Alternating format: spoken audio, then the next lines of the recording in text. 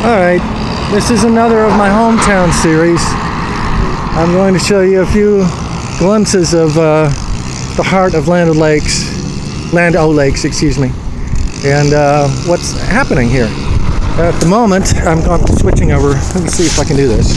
Oh yeah, that's not so bad. To landscape from portraits. And what we have here is what was once the Land O'Lakes truck stop. It was that way for over 50 years. And right now, there's a crew of landscape maintenance guys. I'm not sure what the purpose of their mission is, but it looks like they're trying to get the property prettied up for either put it on the auction block or sell to somebody that's already purchased it. And it seems like they're doing a really good job. You got that little bobcat there. That's nice. And there's a couple of guys with weed eaters. But this entire site was a truck stop for about 50 years. And then it was sold on to an appliance company. That lasted about, I don't know, 15, maybe 20 years. And since then, it has been abandoned. And the building was left to rot. And the rot continued to the point where the building had to be torn down. And now they're trying to get it cleaned up again, thank goodness. And I'm hoping that something really interesting is going to open up here. It's got some lake frontage, as you can see over to the right here. And it's got some cypress. Those are heritage trees, so we've got to protect those.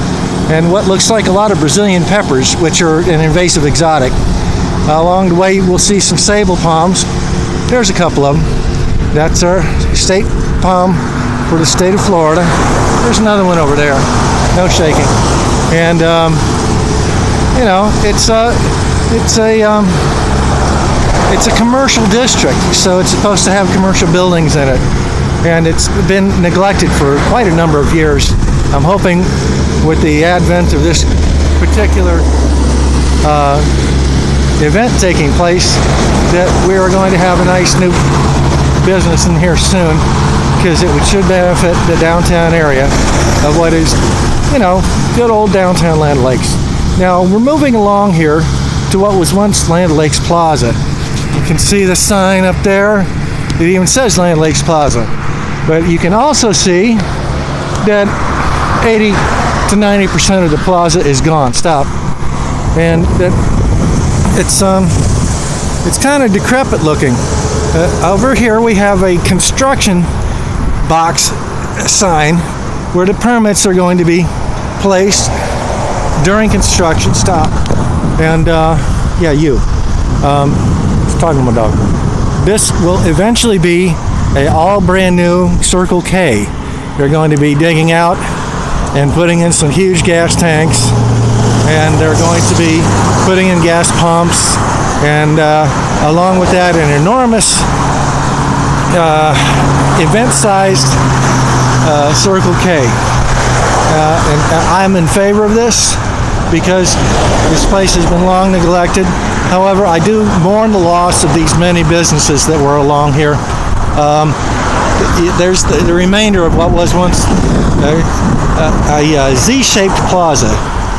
It went along Highway 41 and then zigzagged back in. And I know it's hard to imagine, but at one time the actual Land O'Lakes post office was back in there. And, you know, you can see it's been scraped off pretty well. So, you know, we're working on getting it back in condition. And I don't mean me. I don't mean the community. I mean certain participants in the business community. Now, we have here what is left of Land O'Lakes Plaza. And there is nothing left except for this wonderful little liquor store, TJ's Liquors. And they're holding out until their lease expires. And I gotta admire these people. They're Lebanese, and they're just tough people, you know. I mean, I understand that a lot of people have a little bit of apprehension about folks from the Middle East, but these are good Catholic people, and even if they were Muslim, I wouldn't care. It doesn't matter to me.